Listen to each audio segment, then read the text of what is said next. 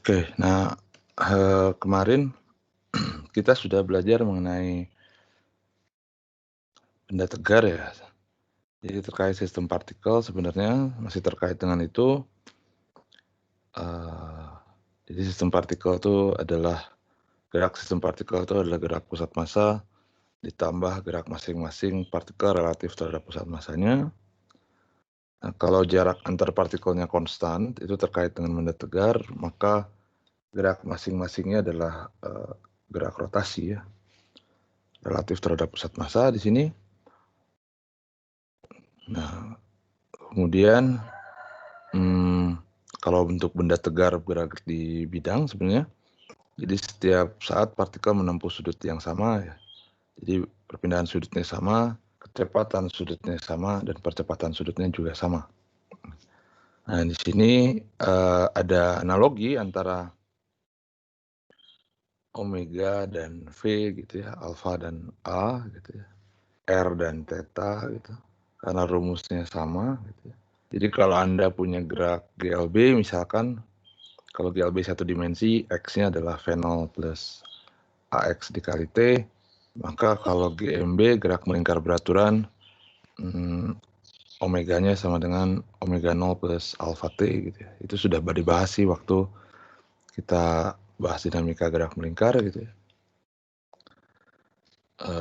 Kemudian untuk GLBB sama X-nya sama dengan X0 plus V0 X kali T ditambah setengah AX T kuadrat. Nah, kemudian kalau untuk gerak melingkar berubah beraturan, tetanya sama dengan theta 0 plus omega 0 T plus setengah alfa T kuadrat gitu ya. Jadi benar-benar analogi.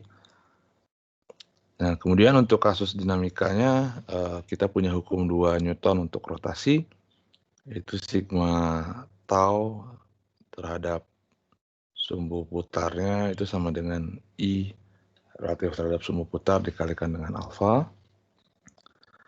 Dengan tau itu adalah torsi atau momen gaya ya, sama dengan RO cross F, dan IO adalah momen inersia, di mana untuk kasus banyak partikel itu adalah jumlah dari MI R tegak lurus ya, kuadrat. Nah, kemudian kita juga sudah belajar bagaimana menghitung torsi. Di sini sepakatannya jadi itu bisa positif bisa negatif ya, bergantung gaya itu menyebabkan dia mutar kemana. Nah, kemarin juga udah ada beberapa contoh menghitung ini. Nah, terakhir masuk ke benda tegar. Itu benda yang tidak berdeformasi gitu ya, tidak berubah bentuk, tidak berubah ukuran. Artinya jarak antara dua titik sembarang pada benda tegar itu selalu konstan. Nah, kemudian kita partisi. Kalau saya partisi, saya bisa hitung pusat massanya berapa. Sigma berubah jadi integral. Momen inersia juga sama, sigmanya berubah jadi integral. Dengan di sini ada integral terhadap dm, dengan dm itu adalah rho dikalikan dv ya. Dengan rho itu adalah rapat massa. Dan jika bendanya homogen, maka rho-nya konstan. Nah, kemarin dikasih contoh untuk batang homogen. Sini ya, kita dapat momen inersianya 1/12 ml kuadrat. Kemudian untuk kawat melingkar juga dapat I-nya sama dengan mr kuadrat. Dan untuk keping homogen didapat momen inersianya adalah setengah mr kuadrat. Nah, di sini kita tidak direct menghitung momen inersia itu menggunakan rumusan ini ya. Karena di sini partisinya bahwa benda tegar diasumsikan sebagai partikel-partikel. Nah, di sini untuk satu dimensi itu oke, kita asumsikan dia sebagai partikel-partikel. Nah, tapi untuk integral untuk benda-benda yang dua dimensi seperti keping ini, itu lebih mudah Kalau kita mengasumsikan bahwa, keping ini tidak terdiri dari partikel-partikel ya, tapi dia terdiri dari, kawat melingkar gitu ya. Nah, dari sini kita bisa dapatkan I relatif terhadap pusat massanya itu adalah setengah mr². Eee, ada yang mau ditanyakan dulu terkait dengan materi yang kemarin?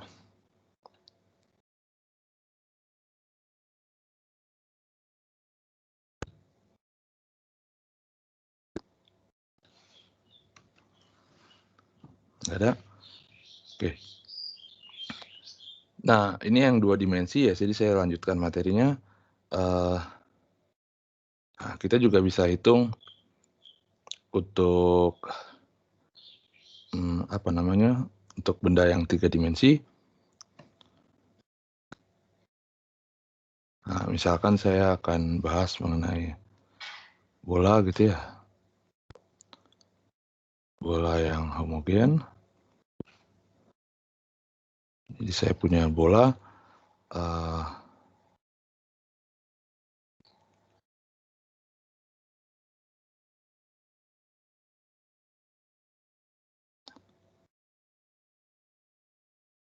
sebut saja jari-jarinya adalah R gitu ya, massanya adalah M. Ini center of mass-nya tentunya di pusat kalau gini, kalau bola. Ada yang tahu nggak I-nya berapa untuk bola?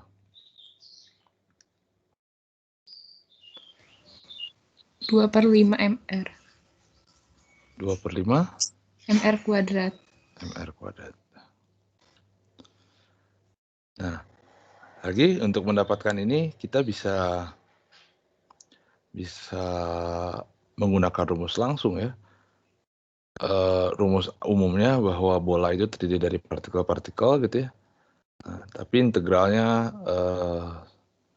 sulit gitu ya, integral yang memang belum Anda pelajari. Nah, jadi kita bisa, gunakan hasil kita sebelumnya ya, kita sudah ngitung integral keping di sini. Nah, jadi kita akan manfaatkan ini bahwa bola homogen itu terdiri dari keping-keping ya, keping-keping yang di-stuck gitu, dan jari-jarinya yang berubah ya gitu ya. Jadi jarinya yang berubah, jadi partisinya saya bisa bikin begini, eee, jadi di sini partisinya ini R dan O-nya saya pindahkan. Ini R di sini, ini O di sini. Nah, saya bisa bikin partisi di sini. Gitu.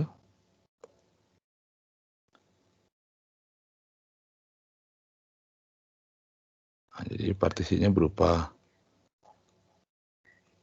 keping begini.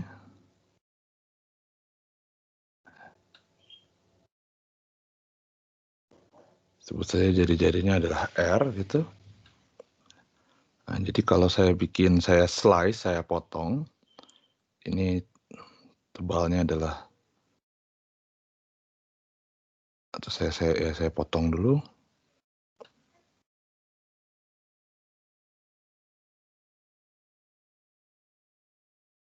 Jadi ini saya hanya lihat penampang 2 dimensinya. Sorry.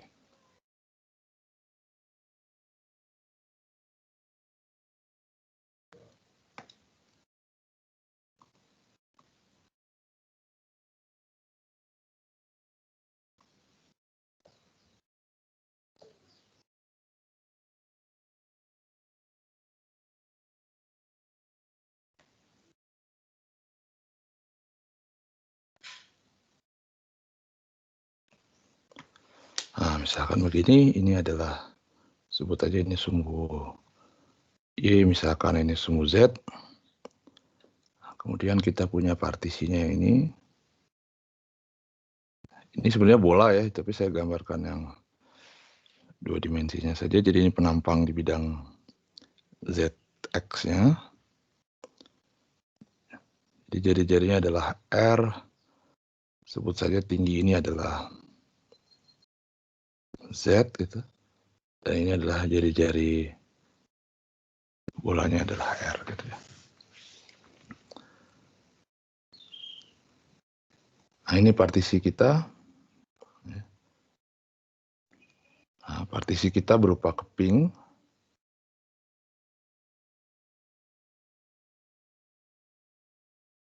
Berupa keping gitu ya.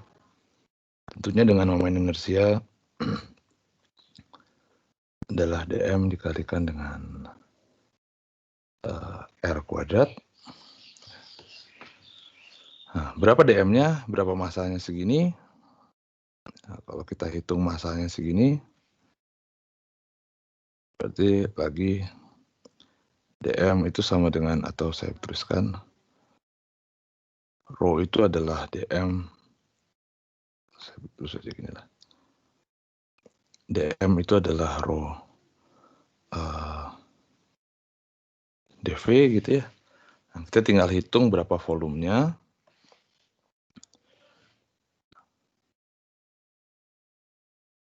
Ada yang tahu berapa volumenya nggak? Ya, kalau volume keping kan berarti kalau volume silinder itu luas alasnya aja dikalikan dengan tingginya ya. Kalikan dengan tingginya.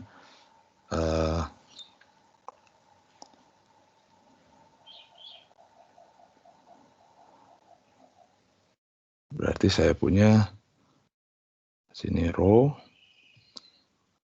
dikalikan dengan luas alasnya, luas kepingnya adalah VR kuadrat dikalikan dengan tingginya. Tingginya adalah dz di sini. Sebut aja tingginya dz.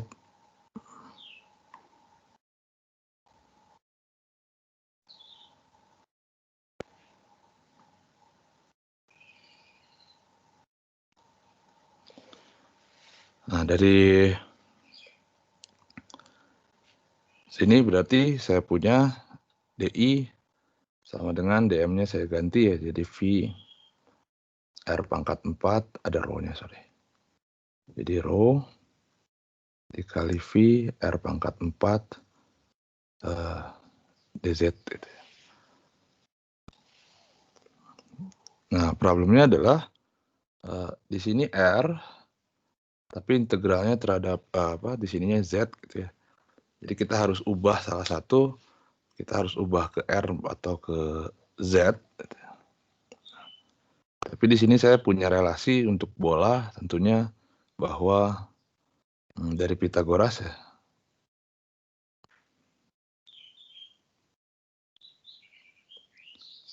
Itu saya punya bahwa R kuadrat itu pasti sama dengan R kuadrat plus Z kuadrat. Dan R itu adalah jari-jari bolanya. R itu jari-jari bolanya, jadi dia konstan. Karena bola itu jari-jarinya selalu konstan. Ini. Jadi kalau saya turunkan,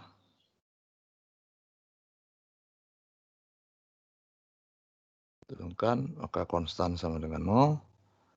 Yang ini jadi 2R dr ditambah 2Z dz. Begitu. Atau saya punya di sini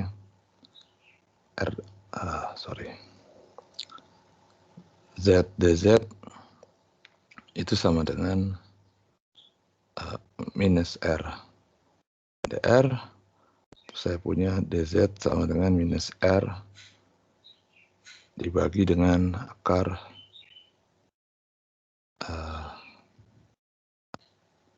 atau jangan pakai inilah, saya pakai sudut aja integralnya ini. Atau nggak apa-apa, udah tanggung.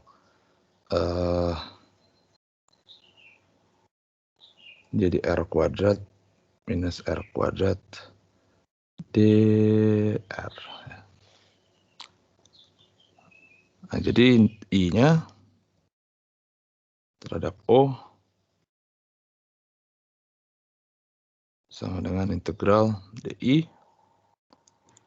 sama dengan rho kali V integral R pangkat 4 dikali DZ, DZ-nya adalah minus R dibagi akar R kuadrat minus R kuadrat dr. Tentunya integral R dari sama dengan 0 sampai R besar gitu ya. Sama dengan rho dikali V, ada minusnya ya. Minus rho dikali V integral R sama dengan 0 sampai R pangkat 5 dibagi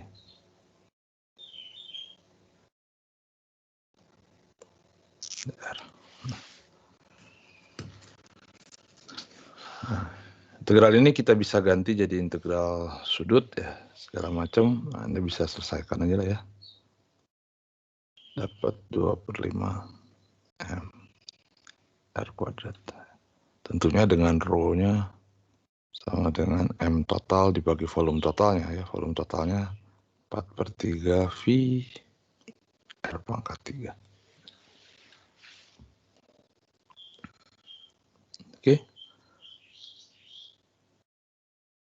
Ada pertanyaan dulu?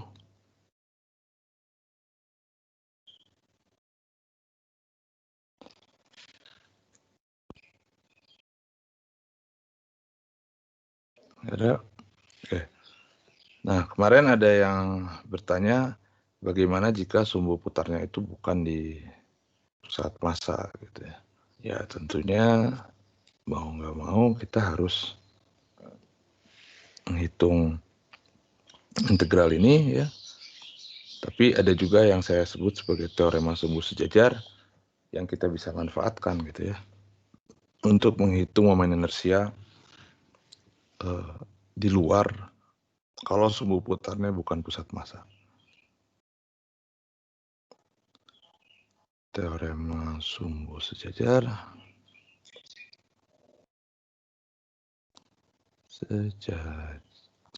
gitu.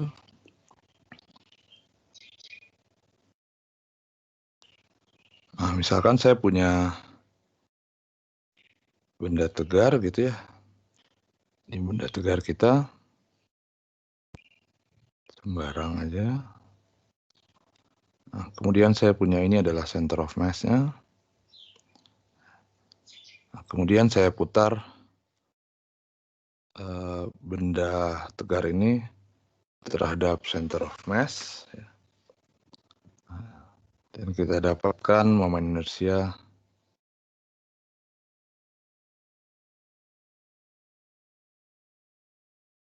benda relatif terhadap pusat massa. Kita sebut saja ICM gitu ya.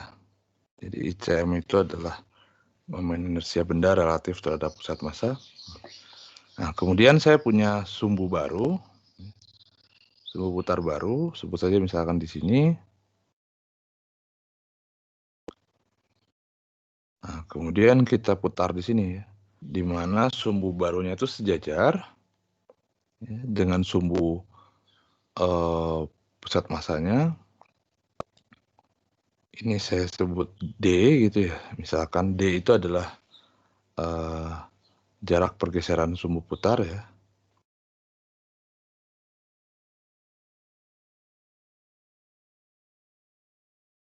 Jarak geser sumbu putar gitu. Nah, jadi kalau ini ada jarak geser sumbu putar, maka I terhadap sumbu apa saya bilang ini ya,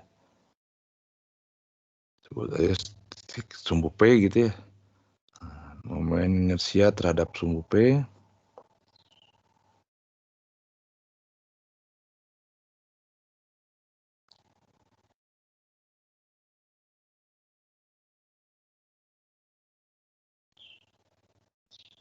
kita sebut saja I P gitu ya. Nah, teorema sumbu sejajar bilang bahwa IP itu sama dengan I terhadap center of mass-nya ditambah masanya M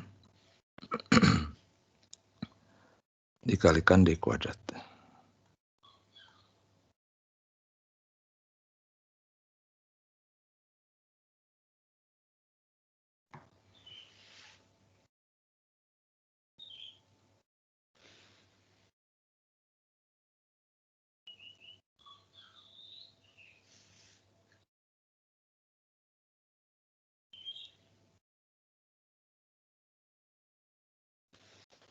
Ini adalah teorema sumbu sejajar ya. Nyari turunannya gimana dapat ini ya, ini nggak terlalu rumit sebenarnya. Jadi Anda tinggal bikin partisi, kemudian saya tinjau salah satu partisi, sebut saja misalkan di sini. Nah, terus di tengah aja karena kita cukup perlu ninjau yang jarak tegak lurusnya. Nah di sini ya nggak apa-apa di sini gitu ya. Nah, maka jarak tegak lurusnya terhadap pusat massa itu adalah yang ini. Ini R tegak lurusnya terhadap center of mass. Dan yang ini adalah jarak tegak lurusnya terhadap titik P gitu ya. Nah, jadi kalau saya hitung I relatif terhadap titik P, itu sama dengan I relatif terhadap pusat massa, I terhadap titik P itu adalah massa dikali R terhadap P yang tegak lurusnya gitu ya. Nah, tapi yang tegak lurusnya itu bisa saya tuliskan dalam R pusat massa dan D gitu. Nah, di situ tinggal dibongkar-bongkar, nanti dapat yang teorema sumbu sejajar ini. Nah, misalkan contohnya,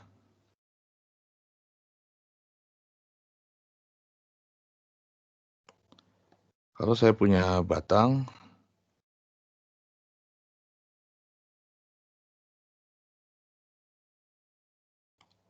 sebut saja masanya M, panjangnya adalah L, dia homogen.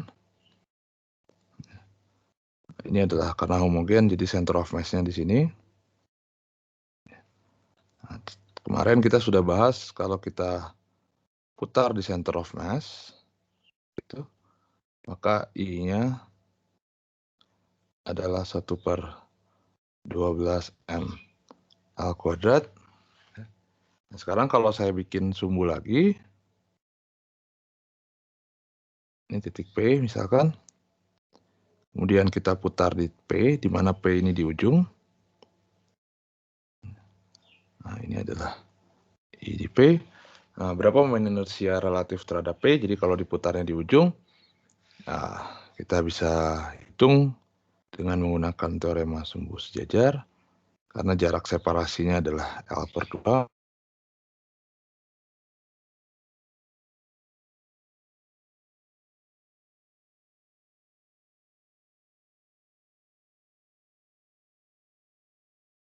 Kalikan jarak separasinya adalah L/2.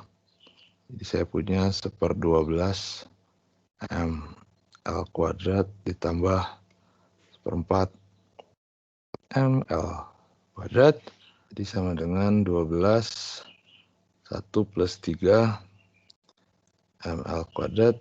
Jadi 4/12 sama dengan 1/3 ya, M L kuadrat. Gitu. Kalau sumbunya yang lain, misalkan di sini, ya sama juga ya. Anda tinggal cek aja berapa jarak gesernya gitu ya. Oke, ada pertanyaan dulu?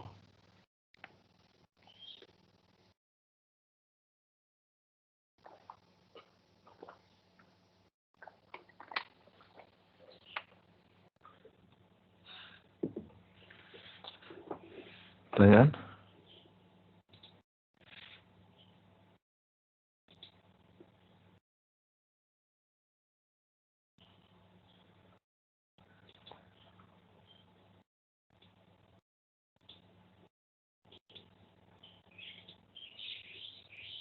Enggak ada? Oke. Nah, jadi ini terkait domain inersia ya. Nanti bakal kita banyak pakai karena hukum 2 Newtonnya untuk rotasi tentunya kita membutuhkan moment inersia di sini. Nah, tapi sebelum kita masuk ke dinamika, saya akan masuk dulu ke statika ya.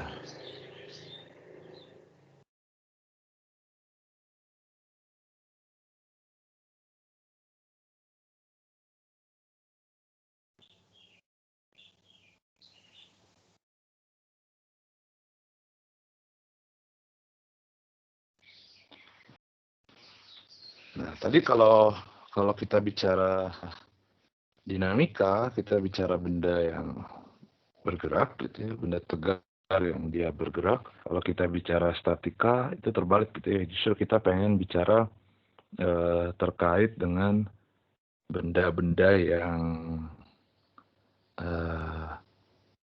diam, gitu ya. Benda-benda yang setimbang, gitu ya, atau diam. Jadi kita bicara statika itu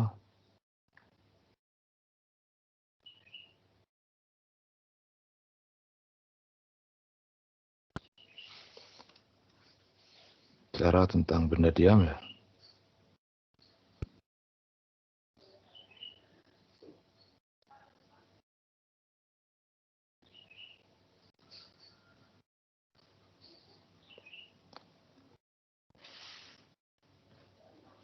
Nah, kalau ya sebenarnya kenapa ada bahasan khusus terkait dengan statika benda tegar? Kalau kita bicara partikel, ya,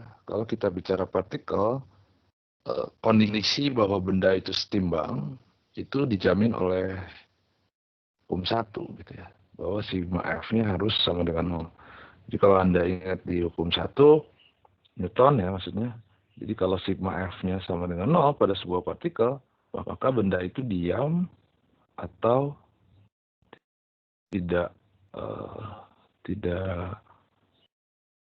atau bergerak, kalau bergerak pun dia bergerak lurus beraturan, gitu ya. Jadi di situ kondisi untuk partikel ya. Jadi kalau kita bicara partikel,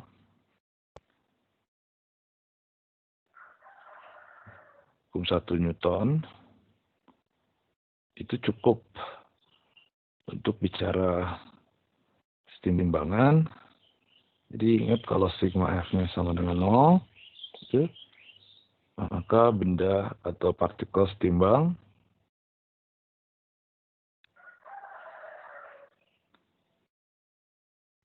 Partikel itu setimbang dalam artian di sini dia diam atau bergerak GLB ya. Bergantung kondisi awal geraknya. Kalau dia diam, maka dia diam terus. Kalau dia bergerak, maka dia bergerak lurus beraturan. Nah, jadi syarat ini sigma F sama dengan 0 itu sudah cukup untuk menjamin bahwa benda itu dia statik, gitu ya. Kalau dia diam, berarti tinggal asal kondisi awalnya diam, dia pasti diam kalau sigma F-nya sama dengan 0. Nah, jadi ini cukup untuk partikel. Nah, tapi kalau kita bicara benda tegar atau benda yang punya dimensi, di sini kita bicara benda tegar. Nah, misalkan saya punya sebuah batang begini.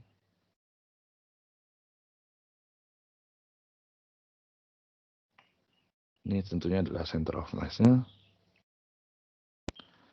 Kemudian saya kerjakan gaya di sini.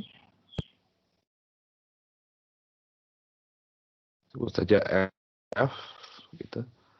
Nah, di ujung sini itu saya kerjakan gaya yang sama. Saya kerjakan gaya yang sama, sama-sama ini sebut saja F1. Tapi dia ke atas. F2. Sekarang jika besar F1 sama dengan besar F2 sama dengan F misalkan begitu, maka sigma F itu sama dengan 0. Karena yang satu narik ke bawah, besarnya F, satu lagi F2 narik ke atas, besarnya juga F. Gitu ya. Jadi kalau kita jumlahkan, ya sigma F-nya sama dengan 0. Nah, sekarang pertanyaannya, apakah benda ini diam atau bergerak?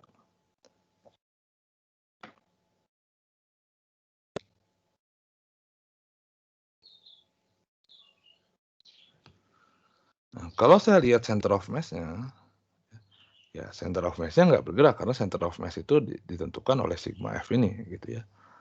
Nah, tapi kalau saya lihat gerak secara keseluruhannya, gitu ya, meskipun sigma F-nya sama dengan 0, kalau saya lihat, kalau saya punya benda, kemudian ujungnya saya tarik ke bawah, ujung lainnya saya dorong ke atas, gitu ya. Nah, dia tidak, pusat masanya tidak akan bergeser, tapi dia muter searah berlawanan arah jarum jam, gitu ya. Di sini ada rotasi. Ada rotasi. Kenapa? Karena sigma tau-nya, sigma torque-nya, torsinya terhadap itu tidak sama dengan 0. Karena ini yang F2 ada torsi yang menyebabkan dia muter ke berlawanan jarum jam. Yang ini F1 juga sama, ada torsi yang menyebabkan dia berlawanan jarum jam. Jadi torsi totalnya ada. Ya. Nah, jadi pusat massanya tidak bergerak, tapi dia ada rotasi. Nah, jadi untuk benda tegar, untuk menjamin suatu objek itu setimbang, ya. Jadi agar menjamin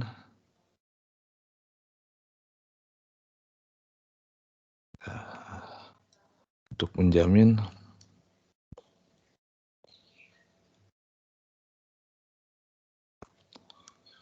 bahwa benda tegar berada dalam kesetimbangan,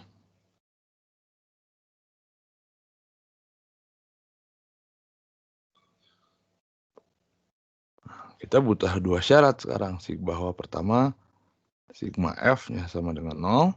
Sigma F sama dengan 0 ini akan menjamin bahwa pusat massanya tidak bergeser, dan sigma torsinya juga harus sama dengan 0. Untuk menjamin bahwa benda itu tidak berotasi.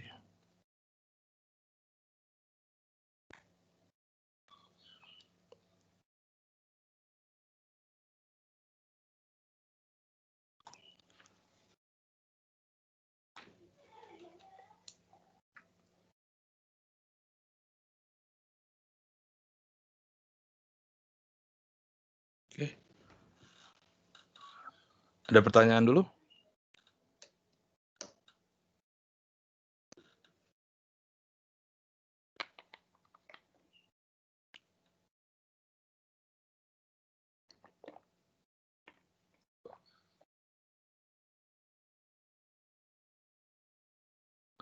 Pertanyaan?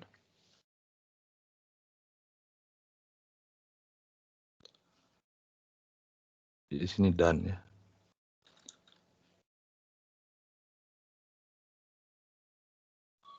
Nah, misalkan saya ambil suatu contoh.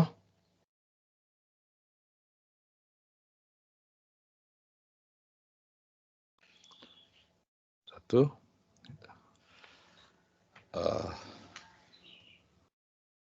Misalkan saya punya suatu dinding.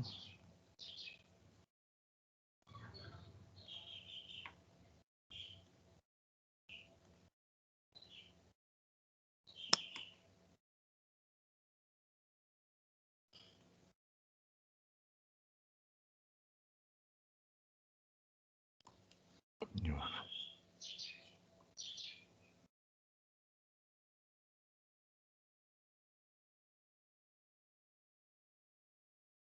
Oh, aja lah.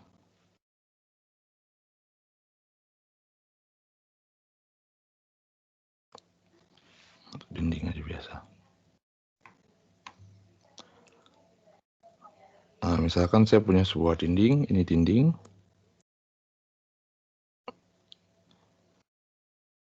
Nah, kemudian saya punya sebuah batang.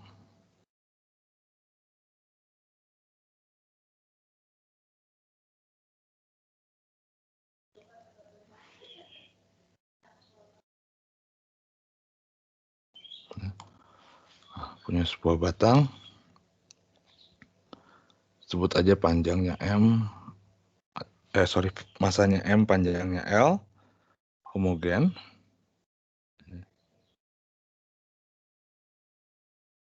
Nah, supaya benda ini kalau batangnya dipasang begini saja, itu kan jatuh pasti ya. Nah, jadi saya pasang engsel di sini. Ini ada engsel di sini.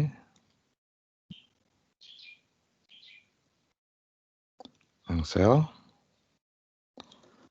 Nah, jadi kalau ada engsel, dia cuma bisa berotasi saja relatif terhadap ujung ini terhadap engsel gitu ya.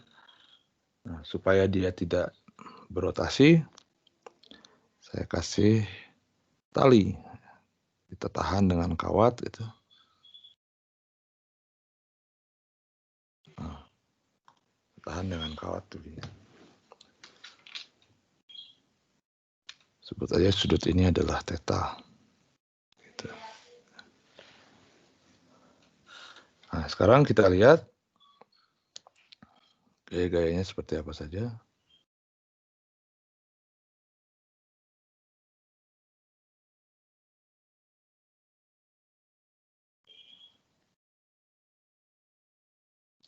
Jadi kalau saya gambar diagram gayanya,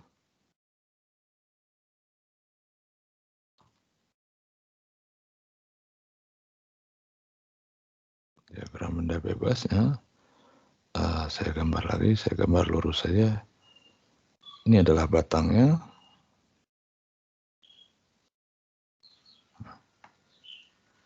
Sebut aja misalkan ini titik A, ini titik B, ini titik O, center of mass-nya.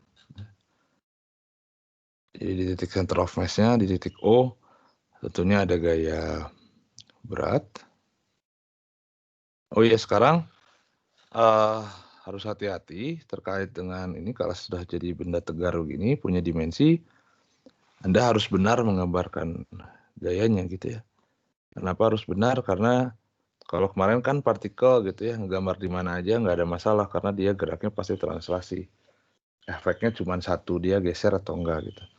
Nah, tapi kalau sekarang, kenapa harus benar menggambar lokasinya? Karena itu dia bisa ada torsi gitu ya, dan torsi itu bergantung pada posisi bekerja gayanya di benda itu. Jadi kalau Anda menggambarnya tidak tepat, sembarang gitu, gambar W-nya misalkan, ya itu efeknya bisa jadi berbeda gitu ya. Ini gaya berat. Nah, kemudian karena dia ditopang oleh kawat atau tali gitu ya.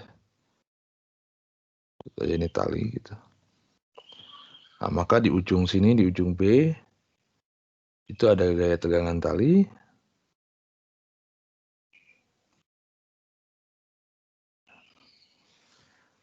Terus ada gaya apa lagi?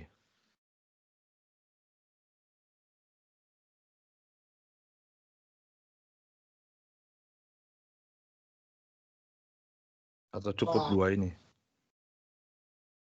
Ada gaya apa lagi? Kalau gaya normal masuk nggak, Pak? Gaya normal, ya. Tapi kan sebenarnya dia bisa jadi nggak kontak dengan dinding ya. Dia kan di engsel di situ.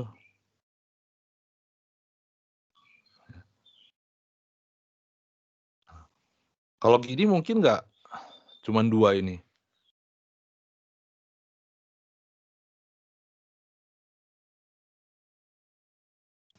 Ada gaya dari engsel, Pak.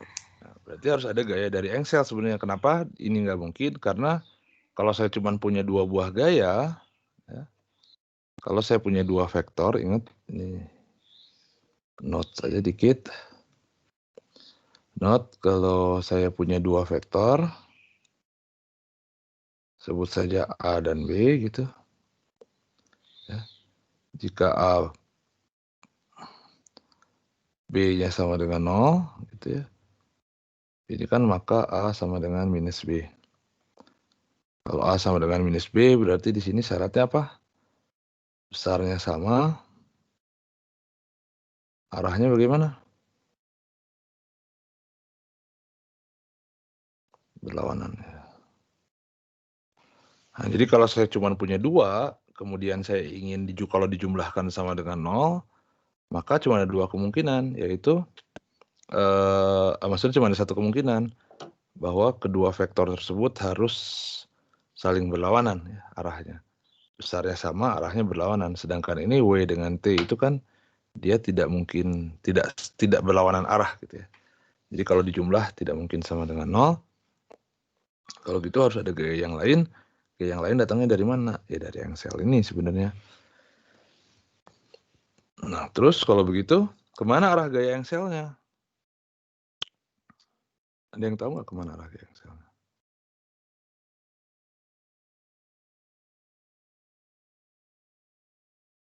Nah, kalau dua vektor, kalau dijumlahkan sama dengan 0, maka dia besarnya sama, arahnya berlawanan. Nah, kalau 3 vektor gimana kalau dijumlahkan sama dengan 0?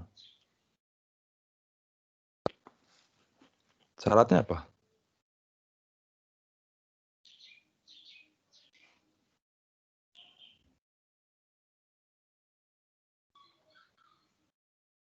Ada yang tahu nggak? Pakai aturan poligon, kalau saya punya 3 vektor, A, B, C misalkan, kemudian dijumlahkan sama dengan 0, maka 3 vektor itu harus membentuk segitiga yang tertutup ya. Iya nggak sih? Ingat nggak? Jadi kalau saya punya 3 vektor, ini vektor A misalkan, vektor B, itu. Nah berarti kalau begini vektor C-nya kalau saya pengen A plus B plus C sama dengan 0, maka dia harus close begini ya, tertutup. Gitu. A plus B-nya. Kalau begini saya punya A plus B plus C itu harus sama dengan 0. Dia tertutup. Nah, supaya dia membentuk segitiga yang tertutup, dan supaya sigma F-nya sama dengan 0 juga, sebenarnya dia harus kita satu titik tangkap ya. Satu titik tangkap itu dalam artian, kalau saya ubah yang ini, ini misalkan titik tangkapnya, nah semua itu harus di satu titik tangkap yang sama gitu ya sebenarnya. Jadi kalau ini adalah vektor C-nya, kemudian ini adalah vektor A-nya, gitu. Maka vektor B-nya jadi ke sini ya. Nah, sini gitu. Kira-kira. Nah, jadi menentukannya juga sama seperti itu. Jadi kalau saya perpanjang T-nya, garis kerja T-nya,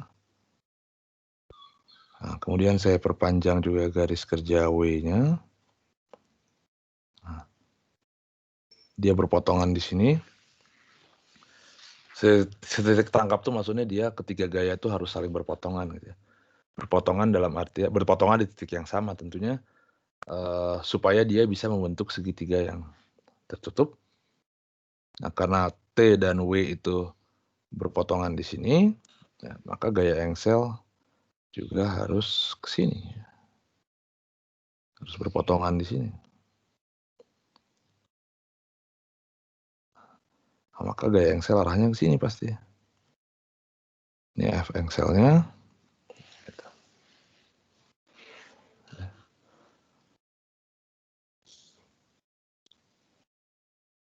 Oke.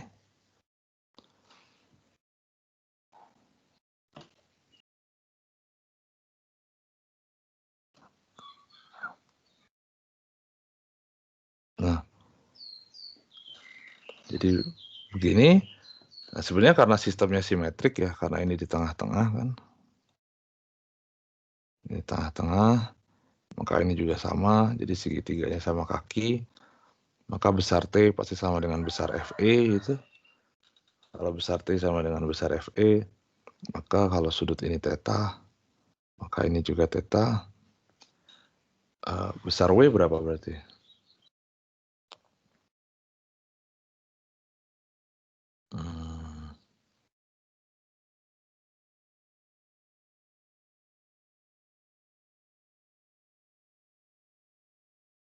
sepersin ya berarti ya. Besar T itu sepersin berarti. Terus nggak apa-apa, saya bikin aja begini. Untuk mengerjakannya ya sebenarnya Anda bisa bikin sumbu koordinat gitu ya pasti. Nah di sini kita bisa lihat kalau saya bikin di sini adalah sumbu X misalkan, ini sumbu Y, gitu. Maka saya akan bikin bahwa T itu sama dengan minus T cos theta I plus T sin theta J, dan FE sama dengan FE cos theta I plus FE sin theta J, dan W itu tentunya adalah minus MG arah J. Nah, jadi dari sini kalau saya jumlah,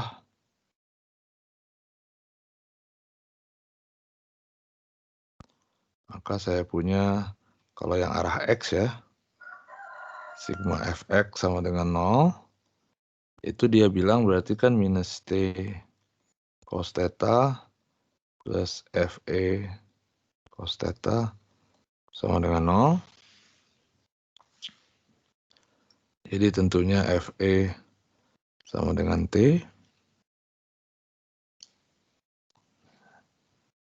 Kita dapatkan ini. Nah, kemudian sigma FY sama dengan 0. Ya, itu bilang apa? T sin theta plus FE sin theta minus MG sama dengan 0, karena FE sama dengan T, jadi saya punya 2T sin theta sama dengan MG, jadi saya dapatkan T sama dengan MG per 2 sin theta.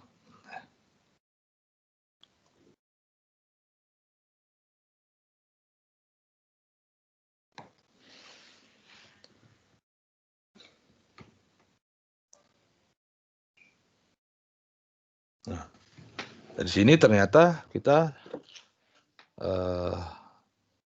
dari gaya itu sudah bisa langsung dapat ya sigma F dan FE dan T-nya. Nah, kenapa begitu? Sebenarnya ya karena kita sudah apa ya namanya? Sudah tahu gitu ya, karena sistemnya simetrik, bahwa kalau sudut ini theta, maka sudut ini juga theta gitu. Nah, padahal itu belum tentu bisa kita dapatkan. Nah, kalau belum tentu bisa kita dapatkan, ya kita harus pakai torsi satu lagi gitu ya. Kalau di sini kita pakai torsi, kita akan dapatkan hal yang sama. Jadi kalau saya sebut ini titik A di sini, sumbu putarnya kan di A, maka kalau saya hitung sigma torsi terhadap titik A, dia juga harus sama dengan 0. Nah, di sini ada 2, berarti ada 3. Karena FE bekerja ke A, maka torque-nya sama dengan 0. Jadi tinggal ada 2. Satu yang W, dia menyebabkan geser searah jarum jam, jadi negatif torque-nya ya. Ini searah jarum jam, maka ini positif. Nah, maka kalau kita hitung, torque-nya berarti yang T dulu, T dikalikan dengan panjangnya, jarak dari A ke T-nya adalah L, dikali sudutnya, itu theta ya. Jadi saya punya T, dikalikan L, dikalikan sin. Ini sebenarnya sin 180 min theta ya. Dikurangi dengan yang MG, karena ini sudah 90.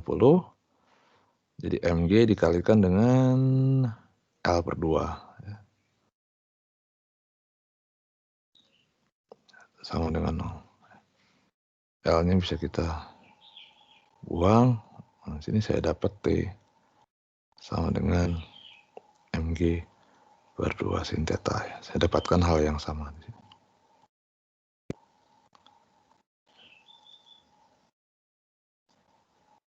Nah, sekali lagi, kenapa kasusnya pakai sigma F saja seperti cukup, karena tadi kita sudah menganalisa dan menggunakan simetri, bahwa kalau ini theta, maka FE juga membentuk sudut theta gitu ya. Oke, dari sini ada pertanyaan dulu.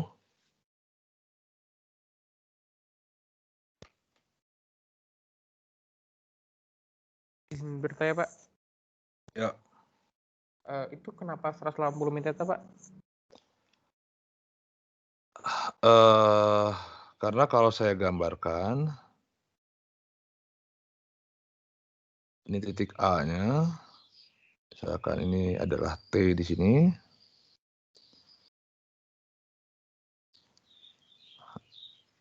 R-nya kan yang ini. Ya. Nah, berarti kan sudut apitnya yang ini nih.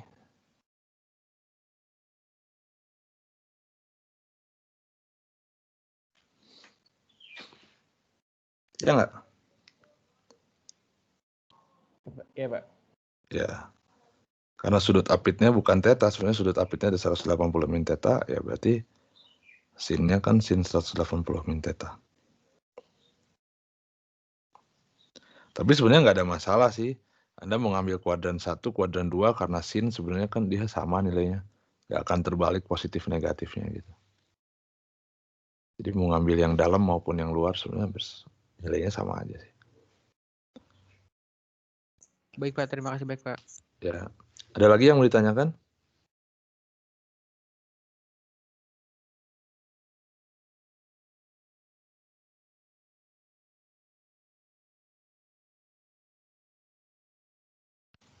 Pak mau nanya kalau untuk yang gaya engsel tadi, kalau ada contoh soal lainnya misalnya boleh kayak diasumsikan sudutnya sama dengan kayak yang tadi Pak? Enggak, secara umum dia nggak sama. Ya. Secara umum dia nggak sama. Nanti kita akan lihat contoh berikutnya itu gaya engsel sudut. Gaya yang dibentuk gaya engsel dengan sudut yang dibentuk oleh T itu nggak sama.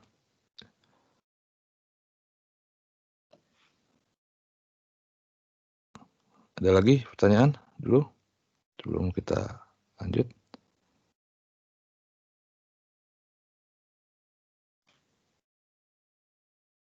Saya copy ya.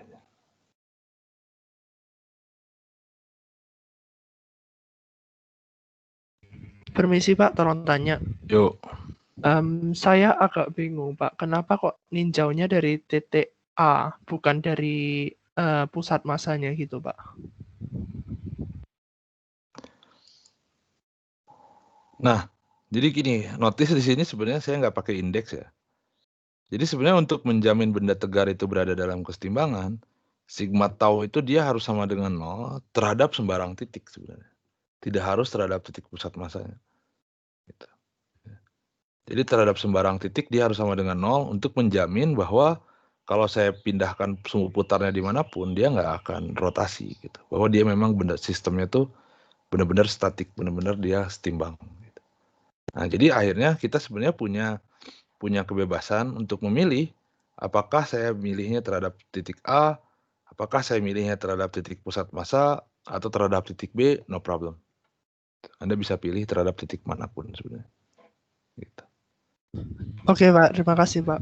Nah, tapi harus hati-hati juga ketika Anda mengerjakan di soal, karena kita sistemnya tinjaunya di bidang sebenarnya ya. Jadi persamaannya itu cuma ada 3, 2 dari gaya, 1 dari torsi. Gitu. Jadi jangan Anda ngambil torsi di 2 titik yang berbeda gitu. Anda cukup ngambil satu torsi di satu titik, gitu ya, torsi di satu titik, pilih saja. Nah, kemudian gunakan sigma fx sama dengan 0 dan sigma fy sama dengan 0. Jadi kita punya 3 persamaan biasanya di situ. Nah.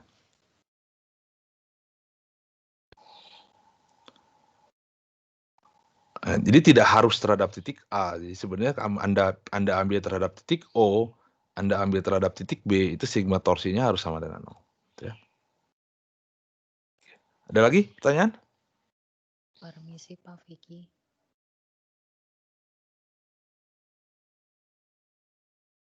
Pertanyaan?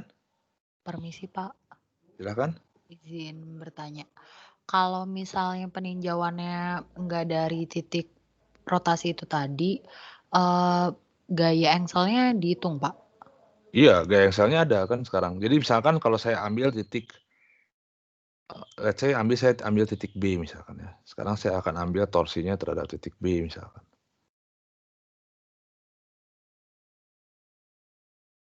Dia kan harus sama dengan 0 juga, gitu ya.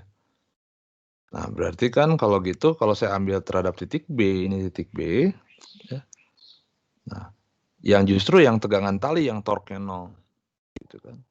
Nah, sekarang yang punya torque itu, yang punya torsi adalah gaya engsel dan gaya berat. Nah, saya gambar lagi di sini biar jelas ya. Jadi sekarang ini titik B, ini FE-nya, ini theta, ini W. Nah, sekarang T-nya 0, jadi tidak ada torque di sini, tidak ada torsi. Ini positif gitu ya, karena dia berlawanan jarum jam. Yang ini negatif karena searah jarum jam. Ininya apa, muternya. Ingat pusat putarnya sekarang kita anggap dia di B gitu ya. Jadi kalau begitu, apa dong? Berarti saya punya torsinya itu FE dikalikan L dikalikan sin 180 min theta sama ya. Minus MGL per 2 sama dengan 0. Di sini kita dapatkan hal yang sama. FE sama dengan MG per 2 sin theta.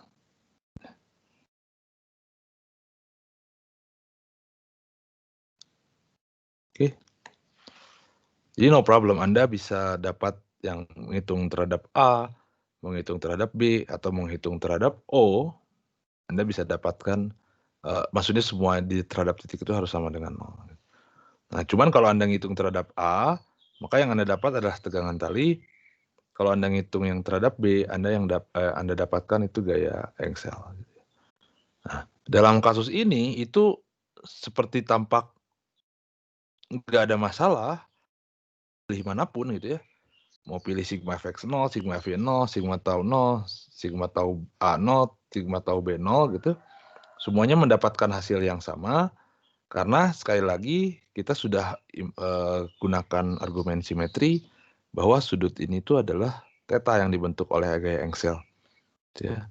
Nah, kalau kita tidak bisa tahu sudutnya berapa, ya itu jadi agak tricky gitu ya pengerjaan soalnya. Oke. Baik, terima kasih, Pak. Ya, ada lagi pertanyaan?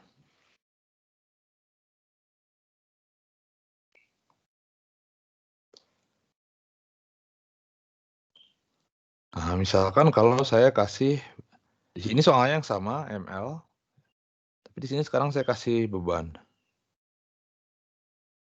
Saya gantung beban m misalkan. Ini adalah beban di titik B. Nah, kalau saya kasih beban gini gimana? Gitu ya. Nah, sekarang kalau saya gambarkan diagram benda bebasnya,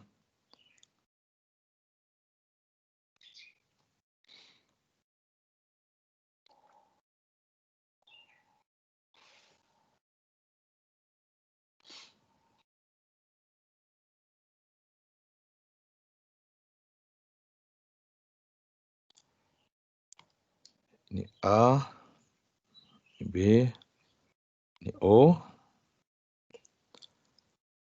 Ini dulu yang jelas, ada W, sebut saja W batang gitu ya. Kemudian ada tegangan tali di sini.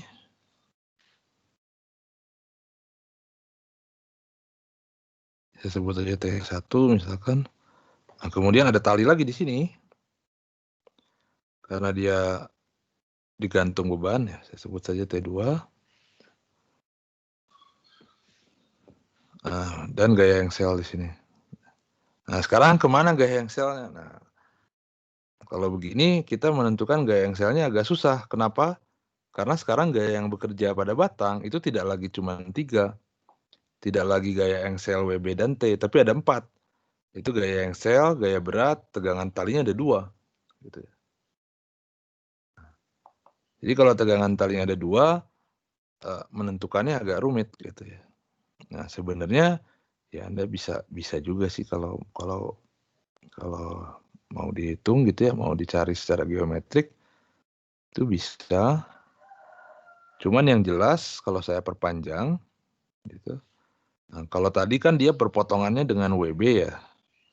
Dia berpotongannya dengan WB. Nah, sekarang karena ada gaya yang sejajar dengan WB yaitu T2. Nah, jadi kita harus combine dulu sebenarnya WB dengan T2.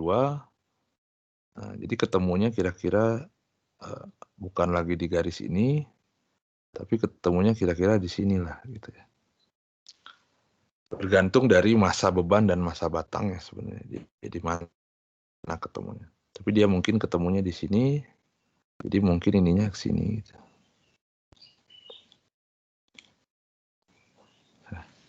Gaya engselnya. Nah, sekarang bisa dilihat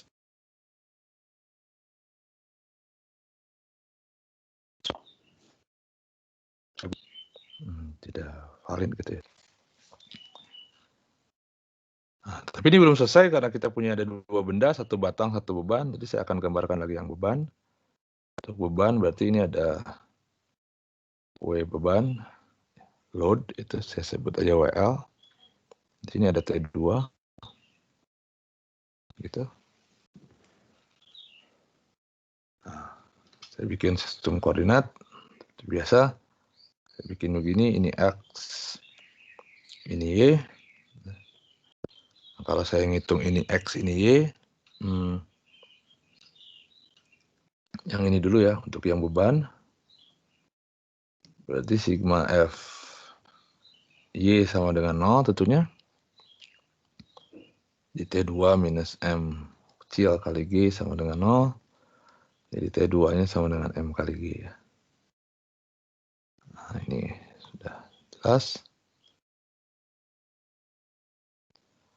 Nah, sekarang tinggal yang batang. Nah, triknya itu adalah karena kita kalau tadi itu memang seperti urutan tidak pengaruh karena tadi sistemnya simetrik. Jadi kita bisa tahu langsung sudutnya. Kalau yang ini sistemnya nggak lagi simetrik. Jadi kita nggak tahu. Nah, tapi saya sudah tahu bahwa sudut antara T itu adalah theta. Nah, jadi triknya itu pilih sumbu putarnya itu ke objek yang kita nggak tahu gitu ya. Yang kita nggak tahu itu adalah FE tentunya. Karena gaya engsel besarnya nggak tahu, arahnya pun nggak tahu kemana, sudut yang dibentuknya berapa gitu ya. Ya, jadi akhirnya kalau saya pilih sigma torque-nya terhadap engsel, terhadap engsel di A, kalau saya hitung sigma torque-nya terhadap titik A, dia ingat harus sama dengan 0. Nah, gaya engsel ini tidak menimbulkan torsi kalau saya pilih sumbu putarnya di A gitu ya. Jadi tidak akan masuk di perhitungan. Jadi nanti cuma ada 3, yaitu yang T1, ini positif tentunya, ini negatif, salah terbalik, ini negatif, ini juga negatif.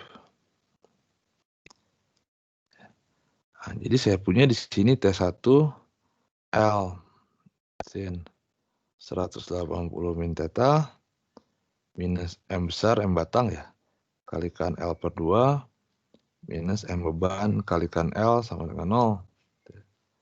Nah, jadi saya dapatkan langsung T1-nya. Kok M sih? MG maksudnya. Ini T2 kalikan L. Nah, saya bisa dapat langsung T1-nya. Jadi T1L sin theta sama dengan MG L per 2 ditambah T2-nya sama dengan M kecil kali G. Itu L-nya saya coret. Nah, jadi saya dapatkan T1 sama dengan apa? MG per 2 plus MG per sin theta gitu ya. Atau saya tulisin aja. MG per 2 MG plus dibagi 2 sin theta ya.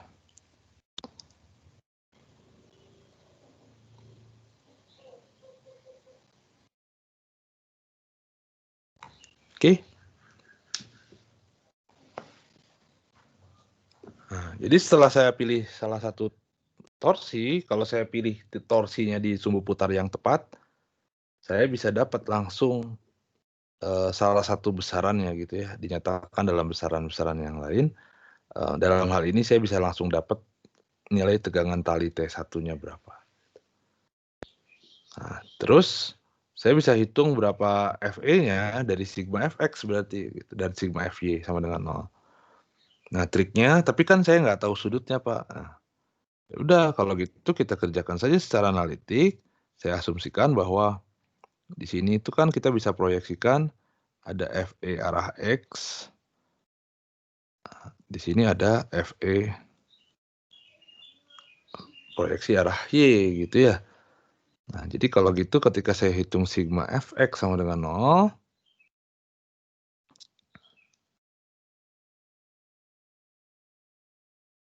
sigma Fx sama dengan 0, apa aja berarti? Berarti saya punya Fex minus T1 cos theta sama dengan 0. Nah, jadi saya dapatkan Fex itu sama dengan Mg plus 2 Mg dibagi 2 tangan theta gitu ya. Nah, saya dapatkan Fex-nya berapa?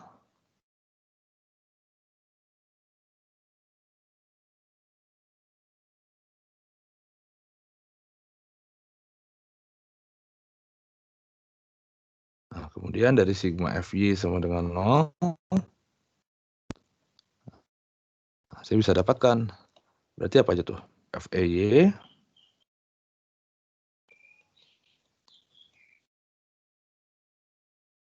T sin theta minus Mg minus T2 sama dengan 0.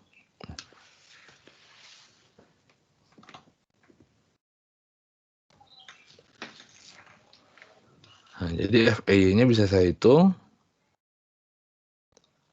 sama dengan T sin theta berarti kan jadi Mg per 2.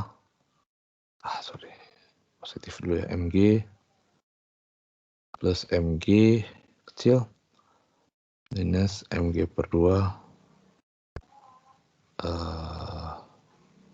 minus Mg.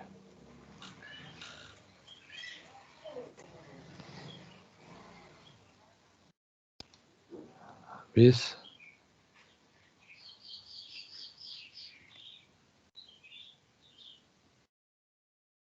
ini T1 maksudnya.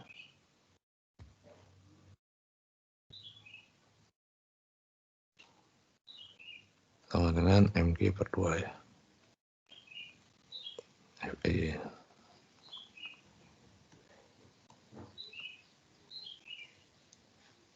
Nah, jadi kita langsung dapat Fex dan Fey. Jadi saya bisa dapat proyeksi gaya engsel pada arah X dan pada arah Y. Jadi kalau mau ngitung gaya engselnya, ya Fe akar Fex kuadrat ditambah Fey kuadrat. Dan kalau kita mau ngitung sudut ini, misalkan sudut ini adalah alfa, nah saya bisa hitung tangen alfa sama dengan Fey per Fex gitu ya. Oke, pertanyaan dulu. Izin bertanya, Pak. Yuk. Saya masih bingung, Pak. Itu kalau misalkan proyeksi T1 panjang L-nya T1 itu kita pakai cos theta, itu apakah akan berubah Pak nilainya? Yang mana, sorry? Yang ini, Pak. Kan itu T1L sin 180 min theta. Itu kalau Ya. misalkan kita pakai sudut yang sebelah kiri, berarti kan T1L cos theta. Apakah nilainya akan berubah, Pak? Iya berubah tuh, yang satu sin, yang satu cos mah. Kalau pakai yang sebelah kiri kan yang ini kan berarti. Oh maksudnya yang kiri yang alfa gitu? Enggak, yang kiri theta, Pak. Tetanya pakai theta, bukan pakai 180 min theta. Enggak jadi cos, tetap jadi sin. Karena kan cos 180 min theta itu sin 180 min theta itu sama dengan sin theta. Karena kan dia datangnya dari cross ya, dari cross product, dan ingat cross product itu kan dia sin bukan yang cos gitu. Makanya rumusnya sin. Ingat kan ya cross product kemarin?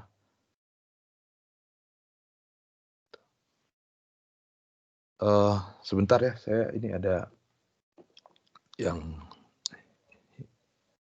talk dulu sebentar.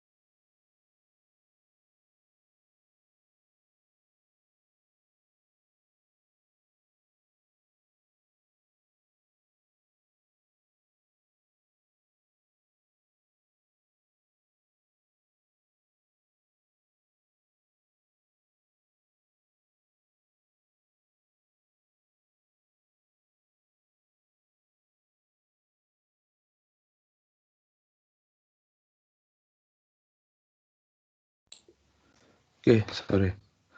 Gimana? Tadi ada pertanyaan lagi?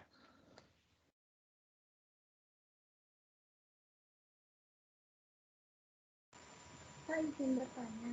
Ya, Kalau misalnya kita disuruh buat gambar diagram benda bebasnya, tahu letak tepat perpotongan dari FS sama T1-nya itu di mana ya Pak? Terima kasih Pak. nah kalau memang menggambarkan gini, kita kan agak susah sebenarnya mencari FE-nya. Jadi yang perlu Anda gambarkan sebenarnya adalah komponennya aja. Jadi Anda nyatakan FEX dan FEY, FE-nya nggak usah digambar gitu. Itu aja sih. Kalau gitu kan tahu langsung FEX kemana, FEY kemana, udah gitu. Oke, terima kasih Pak. Ya, sama-sama. Ada lagi? Pertanyaan? Pak izin bertanya. Ya. Jadi untuk yang tadi tuh sebenarnya T1 itu bukan diproyeksikan tapi di cross sama panjangnya ya Pak? Iya, ini bukan proyeksi, ini kita pakai cos. Pakai rumus cross, bukan proyeksi. Ya, Anda bisa juga dapatkan pakai proyeksi sebenarnya. Kalau Anda pakai proyeksi kan sebenarnya jadi yang ini. Jadi ada yang T1 sin, ada yang T1 cos. Nah, yang punya torsi itu kan yang T1 sin theta yang tegak lurusnya, bukan yang T1 cos gitu. Jadi sebenarnya boleh juga Anda pakai proyeksi ini, berarti kan jadi T1 sin theta dikalikan panjangnya itu L gitu, lengannya.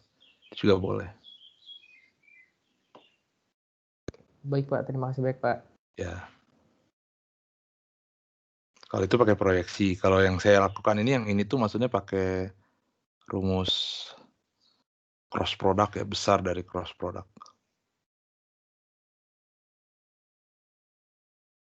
Oke, ada lagi pertanyaan? Masih Pak, saya mau bertanya. Ya. Itu kenapa kok di yang sigma torsi A itu yang awalnya sin 180 min theta jadinya sin theta? Oh, ini kan memang ini kan, memang definisi kan. Kalau saya punya sin 180 min theta, itu pasti sama dengan sin theta. Ini mah definisi saja. Kalau cos, karena dia kuadran 2, sama dengan min cos theta. Jadi kalau sin karena dia kuadran 2 itu positif, jadi sin 180 min theta sama dengan sin theta, cos 180 min theta sama dengan min cos theta. Jadi makanya yang sin di sini itu berubah jadi sin theta di sini. Gitu. Baik Pak, terima kasih Pak. Ya. Ada lagi yang mau ditanyakan? Oh, kalau yang tadi yang cross product itu maksudnya apa ya Pak? Masih nggak ngerti.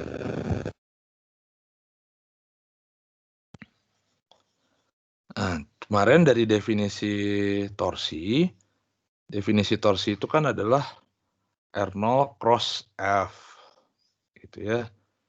Nah, jadi di sini kalau kita hitung berarti besar dari R0 cross besar dari tau 0 itu, besar dari torsi itu sama dengan besar dari R0 cross F itu, dan besar dari cross itu kan sama dengan besar dari R0 dikalikan besar dari F dikalikan sinus sudut apit antara R0 dan F gitu. Ya. Nah, jadi ini adalah definisi besar dari cross product. Nanti tandanya itu ditentukan dari apakah si F-nya itu menyebabkan sistemnya rotasi searah atau berlawanan jarum jam gitu. Tapi besarnya adalah R0, besar R0-nya dikalikan besar F-nya dikalikan sin theta. Itu kalau pakai cross product. Tapi kan bisa juga saya tuliskan F dikali lengannya gitu ya. Nah, Anda cari dulu lengannya boleh, atau Anda proyeksikan F-nya ke F yang tegak lurus dengan F yang sejajar, itu juga boleh. Gitu ya. Nah, tapi yang saya kebiasaan itu pakai yang definisi ini, definisi cross vector gitu. Besarnya itu adalah R0 dikali F dikalikan sin sudut apitnya. Nah, sekarang kalau saya bicara yang tadi, yang T gitu ya, yang T1. Nah, ini kan T1. Gitu. Nah, sumbu putarnya kan di A. Nah, jadi kan torsinya itu besar dari T1, yaitu T1, dikalikan panjangnya, jaraknya dari A ke B, berarti itu jarak dari A ke B kan adalah L, dikalikan dengan sin sudut apitnya. Nah, sin sudut apitnya itu adalah 180 min theta yang tadi saya tuliskan. Saya gambarkan di sini ya. Nah, sudut apitnya adalah 180 min theta. Itu makanya sin 180 min theta. Jadi T1 dikalikan L dikalikan sin theta. Ini datangnya dari mana? Ya datangnya dari rumus besar cross vector. Atau tadi juga yang saya sudah cerita sedikit, bisa juga saya nggak pakai itu, tapi saya pakai, jadi T-nya saya proyeksikan dulu. Saya proyeksikan ke arah yang sejajar dengan batang, yaitu T1 cos theta, dan yang tegak lurus, yaitu T1 sin theta. Nah, tentunya di sini yang punya pengaruh ke dalam torsi bukanlah yang cos, tapi yang sin gitu, yang maksudnya yang proyeksi yang tegak lurus. Nah, jadi kalau Anda pakai ini, ya udah berarti taunya itu tinggal T1 sin theta, ini adalah proyeksinya, dikalikan panjangnya adalah dikalikan jaraknya adalah L gitu. Jadi T1 kali L kali sin theta. Ya hasilnya sama juga dengan yang ini gitu, T1 kali L kali sin theta. Gitu.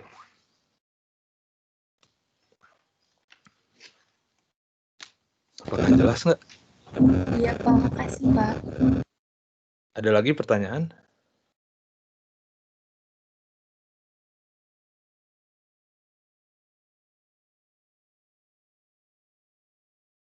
Nah, jadi tadi untuk diagram benda bebas, ya Anda menggambarkannya cukup komponen FEX, FE-nya saja gitu ya. Karena untuk mencari FE-nya, benar-benar mencari FE-nya, Anda harus belajar dulu cara mencari dua gaya yang sejajar gitu ya, resultannya di mana. Bisa pakai torque sih, tapi atau pakai rumus pusat massa juga bisa sebenarnya. Pertanyaan dulu?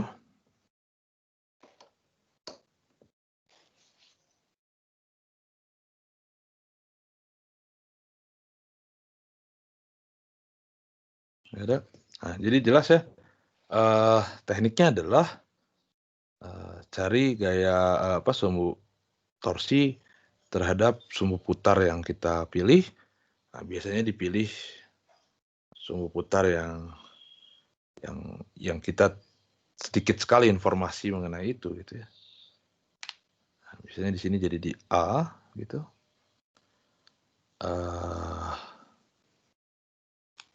Sama dengan 0 kita dapatkan T1. Nah, kemudian kita asumsikan bahwa FE itu kan selalu bisa kita proyeksikan ke FEX dan FEY sesuai dengan sumbu yang kita pilih tentunya. Dalam hal ini berarti saya gunakan sigma FX sama dengan 0.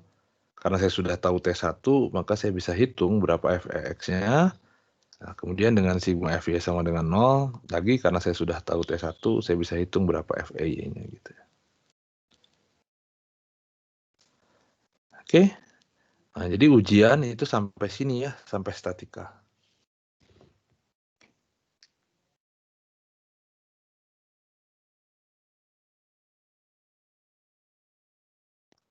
Permisi Pak Vicky mau tanya. Silakan. Kalau saya ambil proyeksi gaya yang tegak lurus Pak, berarti jaraknya jarak biasa kan Pak dari pusat rotasi kan ya, bukan jarak tegak lurus gitu? Iya kan kalau udah tegak lurus mah jarak yang biasanya sama dengan jarak tegak lurusnya.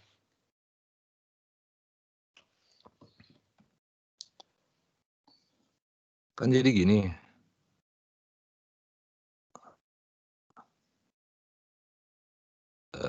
ini T misalkan. Tadi kan kita proyeksi ya. Iya, Ini Pak. adalah T yang sin theta. Ini yang T cos theta. Nah, yang T cos theta kan torque 0. Nah, sekarang jarak tegak lurusnya untuk yang T sin theta kan yang ini sebenarnya. Karena dia udah tegak lurus kan. Jadi L gitu. Jadi dia pasti tegak lurus sebenarnya. Gitu. Tentunya beda jarak tegak lurus T dengan jarak tegak lurus T sin theta itu nggak sama. Gitu. Kalau jarak tegak lurus yang T, kalau ini T, berarti kan ini saya perpanjang. Nah, jarak tegak lurusnya kan yang ini berarti. Ini jarak tegak lurusnya. Kalau yang T sin theta itu yang ini jarak tegak lurusnya, yang L biasa. Baik, Pak. Terima kasih. Iya, sama-sama. Ada lagi pertanyaan? Permisi Pak, bisa minta tolong ke atas sedikit Pak. Tolong apa? Ke yang ini tadi Pak, yang nyari torsi kalau di titik B sama dengan 0. Oh, sih. Agak Oke. atas. Nah, itu Pak.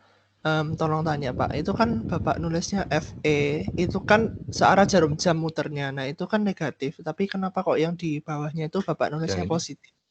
Iya. Sama yang W juga Pak. Oh Harusnya kan... iya. Terbalik ini. Ini maksudnya minus, ini plus berarti. Oke Pak, terima kasih Pak. Ya. Sama-sama, terima kasih.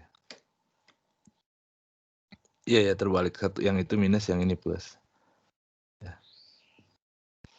Tapi hasilnya sama, nggak berubah karena bakal sama dengan 0 sih.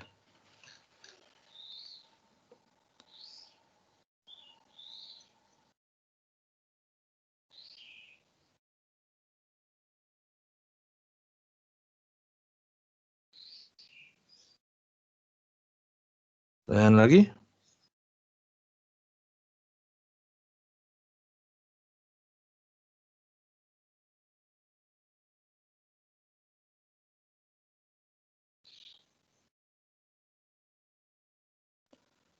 Nggak ada?